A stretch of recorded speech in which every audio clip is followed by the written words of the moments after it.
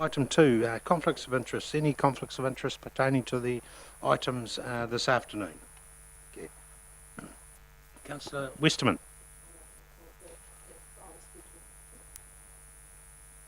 I may have a conflict if I'm speaking in regard to the new council building. My mother does own 14 Ruapehu Street.